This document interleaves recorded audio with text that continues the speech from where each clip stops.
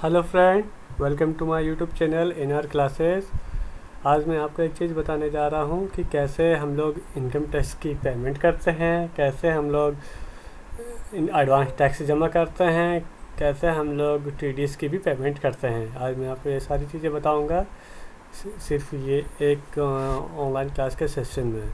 ठीक है, तो इसके लिए मेरे साथ लाइन पे बने रहिए और मेरे साथ वीडियो देखते रहिए। सबसे पहले हम लोग जाते हैं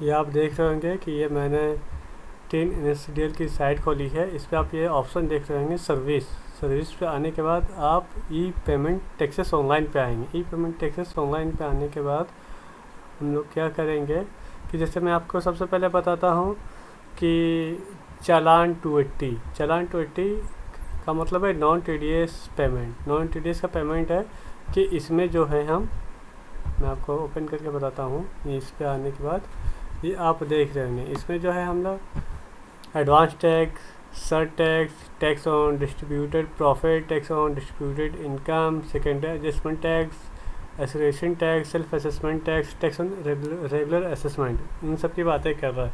सपोज दैट हमको सेल्फ असेसमेंट टैक्स पेड करना है। सेल्फ असेसमेंट टैक्स ये मैंने यहाँ पे ओके कर दिया। और ये यहाँ पे दो ऑप्शन है, एक कंपनी कॉर्पोरेशन टैक्स और एक कॉर्पोरेशन टैक्स यानी कंपनी, और एक है अदर देन इन कंपनी।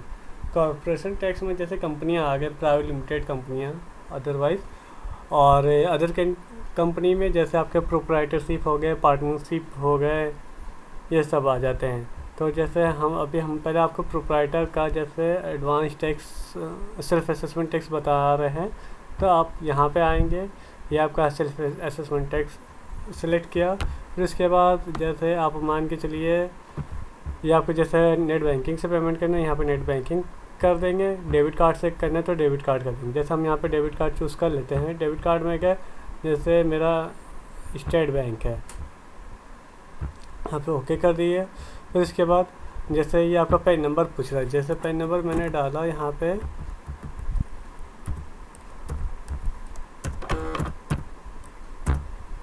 ठीक है, ये मैंने पैन नंबर डाल दिया। फिर ये असेसमेंट ईयर पूछ रहा है। असेसमेंट ईयर मान के चले कि अभी जो मेरा फाइनेंशियल ईयर 2021 ख़त्म हुआ है, यानी 1 अप्रैल 2020 से 31 मार्च 2021 आप मेरा ये ख़त्म हुआ है। तो मान के चलिए मेरा 2021 की मैं बैलेंस शीट बना रहा हूँ और 2021 की बैलेंस शीट के यहाँ पे मेरा टैक्स निकल रहा है।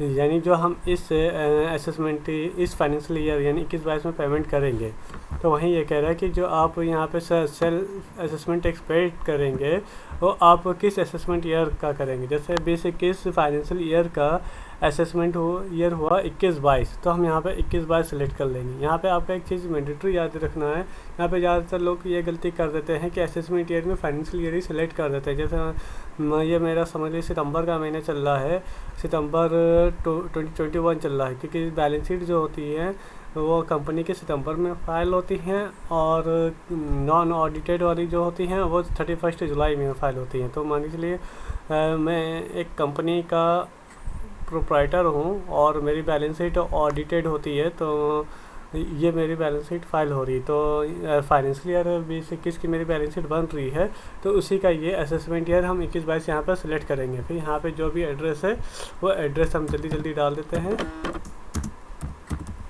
या एड्रेस मैंने डाल दिया।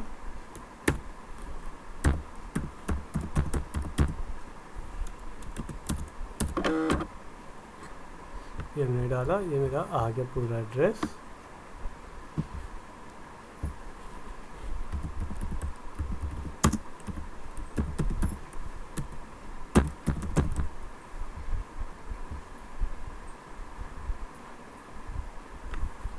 ये मेरा सब ऑटोमेटिकली उठा लिया उसने।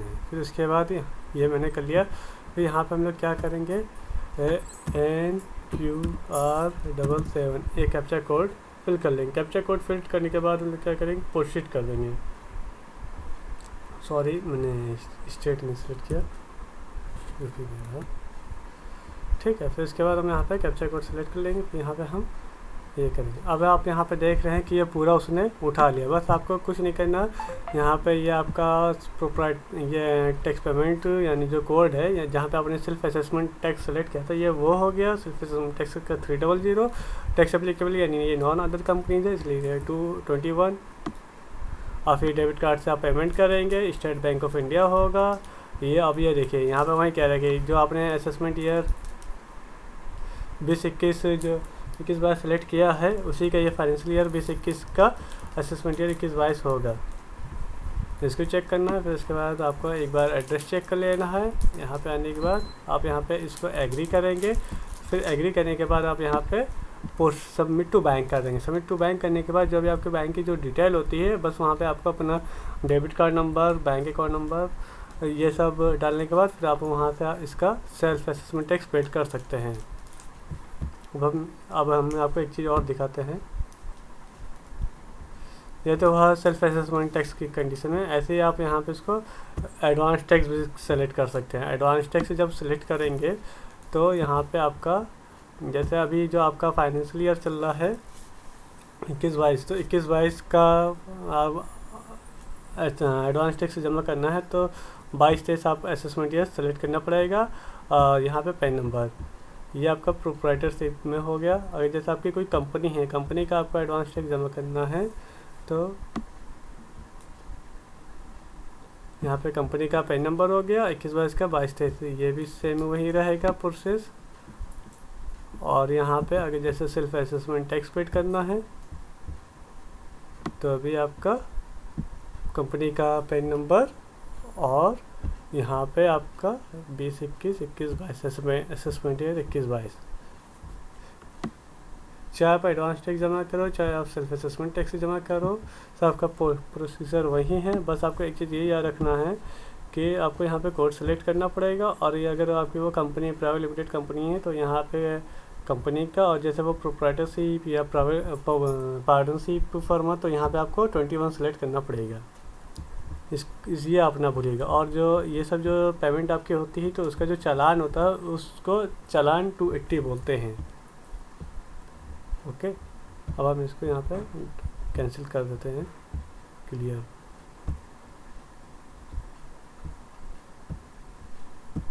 फिर आपको आगे आते हैं, आपको एक नई चीज़ और एक दूसरी चीज़ बताते हैं।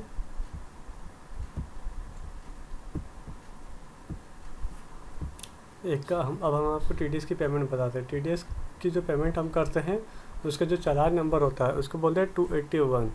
जैसे यहाँ पे प्रोसेस करेंगे, इसमें भी सेम प्रोसीजर वही है। जैसे आपका कंपनी कोई डिडक्ट कर रही है तो जैसे आप किसी कंपनी का TDS डिडक्ट कर रहे हैं तो 20 होगा। अगर वो नॉन अदर कंपनी है, नॉन कंपनी डिडक्टी है तो वो 21 है। कंपनी डिडक्टी है 220 और नॉन कंपनी डिडक्टी है 21। ये आप ज़रूर सेलेक्ट कर लीजिएगा। जैसे यहाँ पे डिडक्टी अगर वो नॉन कंपनी जैसे प्रोप्राइटरशिप या पार्टनरशिप है तो ये सिलेक्ट करेंगे। अगर सामने वाली पार्टी डिडक्टी है तो यहाँ पे कंपनी डिडक्टी कंपनी है तो उसको यहाँ पे सिलेक्ट करेंगे। ठीक है, हम मान लेते हैं कि जो सामने वाली पार्टी है वो कंपनी नहीं है तो यहाँ ये ऑप्शन सेलेक्ट करेंगे। फिर एक ये होता है TDS payable by tax payer, जो हम इसका TDS काट रहे हैं, ये सिलेक्ट करेंगे।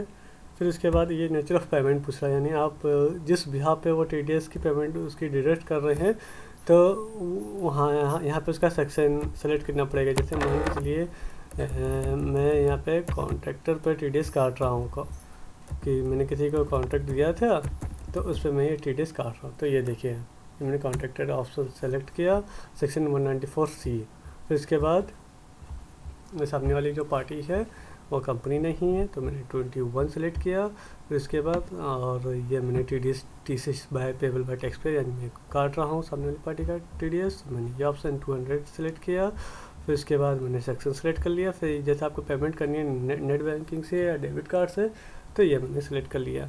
फिर यहाँ पे उसके बाद आता है डेबिट कार्ड। डेबिट कार्ड पे आया, डेबिट कार्ड मैंने सेलेक्ट किया, state bank of India select कर लिया सपोज दैट। फिर इसके बाद हम नीचे आएंगे, फिर यहाँ पे ये मेरा टेन नंबर पूछ रहा है, यानी जो TDS काटता है तो उसका टेन नंबर भी दिया जाता है। जैसे मैं इनका TDS काट रहा हूँ, मेरी कंपनी है प्राइवेट लिमिटेड और मैं सामने वाली पार्टी का TDS काट रहा हूँ, तो जो TDS काटता है उसका टेन नंबर होना ज़रूरी है और सामने वाले का पैन नंबर। ये मैंने अपना टेन नंबर लिख दिया, मैंने टेन नंबर लिख लिया। और मैं जो TDS काट रहा हूँ, ये सपोज मंथली मैं इसी फाइनेंशियल ईयर का काट रहा हूँ, हालांकि अभी तो खैर लॉकडाउन चल रहा है, लेकिन ये हमको अपनी सिक्योरिटी गार्ड की सर्विस अभी भी दे रहे हैं। तो अभी मैं इनका सैलरी पेमेंट कर रहा हूँ, तो मैं इनका TDS काट रहा हूँ। तो फाइनेंशियल ईयर 21-22 का असेसमेंट ईयर होगा 22-23, ये मैंने असेसमेंट ईयर 22-23 सेलेक्ट किया। और फिर यहाँ पे जो पहले से रूल फॉलो कर रहे थे बस वही चीज़ यहाँ पे फॉलो करनी है। एड्रेस लिख दिया मैंने,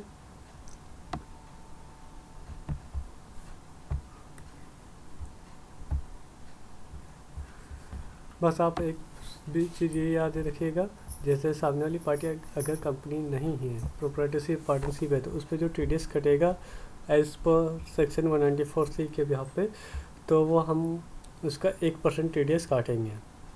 अगर वो सामने वाली पार्टी कंपनी होती तो हम उसके 2% TDS काटेंगे। तो ये इसका ज़रूर ख्याल रखिएगा, ठीक है। और बाकी में TDS के जितने सेक्शन है वो मैं आपको नेक्स्ट क्लास में बताऊंगा कि किस सेक्शन पे क्या परसेंट से TDS काटा जाता है। यहाँ पे आने के बाद हम यहाँ पे कैप्चा कोड कर देंगे और फिर वही प्रोसेस ये आपका हो जाएगा। बस आपको क्या करना है, एक बार रीचेक मारना है कि आपने जो डाला वो सही नहीं है। जैसे ये कंपनी नहीं है तो 21 टाइप ऑफ पेमेंट पूछ रहा है, ठीक है। फिर वहाँ सेक्शन 194C और फिर उसके बाद आप पेमेंट कैसे कर बैंक। और ये देखिए मैंने 10 नंबर डाला था, मेरी कंपनी का नाम लिख के आ गया, फाइनेंशियल ईयर मैंने सही सेलेक्ट किया था, उसी के यहाँ पे ये असेसमेंट ईयर दिखा रहा, फिर एड्रेस वगैरह वगैरह। बस आपको कुछ नहीं करना, यहाँ पे आई एग्री करेंगे और नेक्स्ट कर देंगे।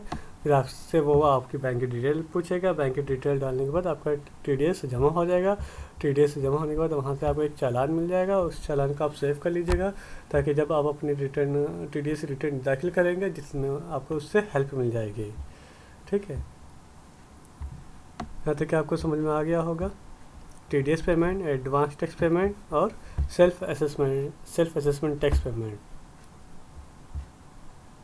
तो हम यहाँ पे इसको इरेज कर देते हैं।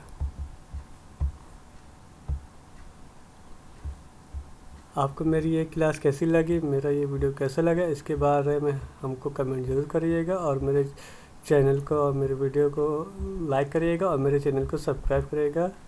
Have a nice day, thank you.